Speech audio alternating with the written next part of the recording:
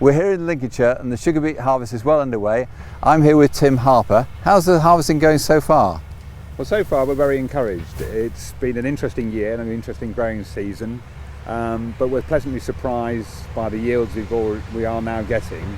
The drought that we had midsummer from June to the middle of August really did worry us. We thought we would have yields in excess of 30 or 40% down on what we normally achieve.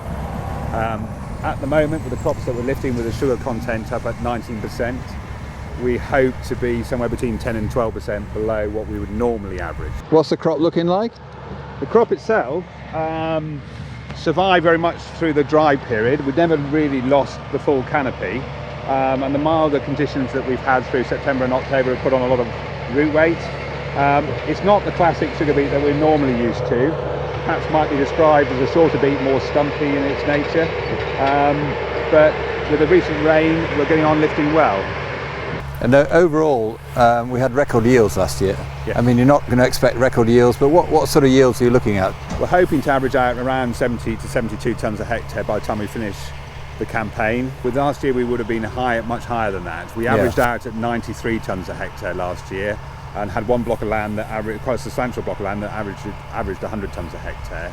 So this time last year we would have been pushing already into the mid-70s.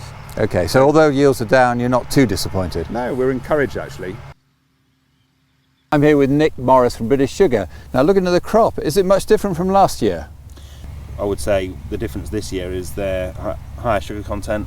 Yesterday we averaged around 18.05% sugar content, which is fantastic for us to extract more sugar and also the growers' return. So very high sugar content, and while we continue having days like this of lovely bright sunshine and these mild conditions of quite a drawn out autumn period, we should continue to get loads of growth and hopefully redress some of the lost time we had from the drought over the summer. Exactly, so you're saying, I mean, the yields are obviously going to be down from last year's record yields, but the sugar content's going to make up for a little bit for that.